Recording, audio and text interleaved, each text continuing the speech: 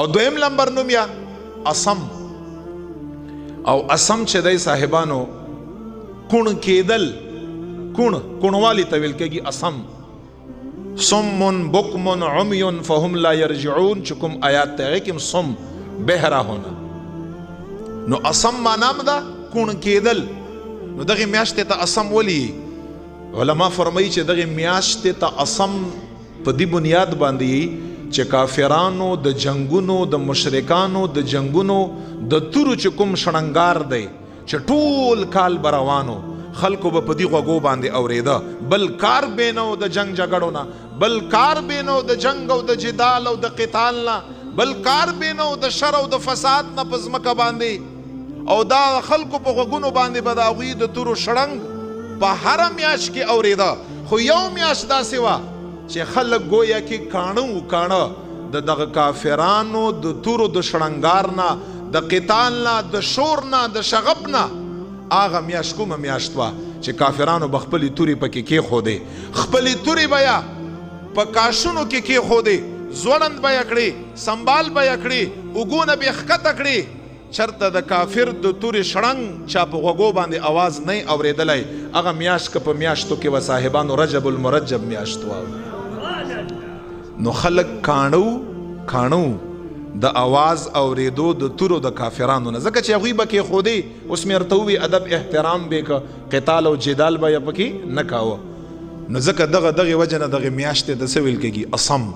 په دغه میاشتې کې به خلک کاڼه د عربو د مشرکانو د تورو د اوازونو اورېدلو نه، ځکه چې هغوی به تعظیم د وجه نه دا کېښودې، ادب به که احترام به که. او دریم نمبر نوم ډېر عجیبه دی. علما فرمای دریم نوم د دغه میاشتې دی اصب.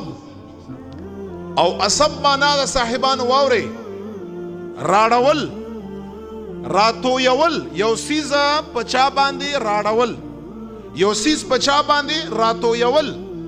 نو دغه میاشتې ته علما فرمایي اصب ورته ولي، ماه اصب، ماه اسم، ماه رجب، یو په هغې کې اصب دی. اصب ورته ولي وی چې اصب معنا د راړول. علما فرمایي چې په دغه میاشت کې عرش والا رب په فرش والا خلکو باندې چې څومره رحمتونه راړی راتویي، دومره رحمتونه په یو میاشت کې الله په چا نه راتویي. دومره رحمتونه په دغه میاشت کې رجب المرجب په میاشت کې رب لا یزال د طرف نه په مخلوقاتو باندې راتویږي، په مخلوقاتو باندې یا رب را اړی. او دام یاد لري تاسو دومره پوهیږئ چې کوم شی څوک راواړی دا راړول چې کوي دا په کثرت باندې دا ډیری په چا باندې یو څیز چې څوک راتویي که نه هغه ډیری لږ نه. نو دین هم دا پته لګي چې رحمت د الهي، رحمتونه برکتونه د رب لا یزال په دغه میاشت کې دومره راتویږي چې د رسول الله مبارک په امت کې چې څومره مسلمانان دي هر مسلمان ته خپله برخه په هغې کې میلاوږي.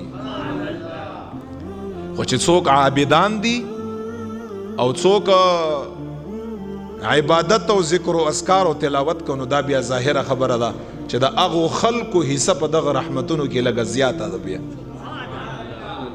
نو دې وجه نه داسې ماه مضر او داسې نور دنیا دغه درې نمونه د دغې میاشتې لږ عام دي، مشهور دي، چې ماه رجب ورته یي، ماه اسم ورته یي، ماه اصب ورته یي.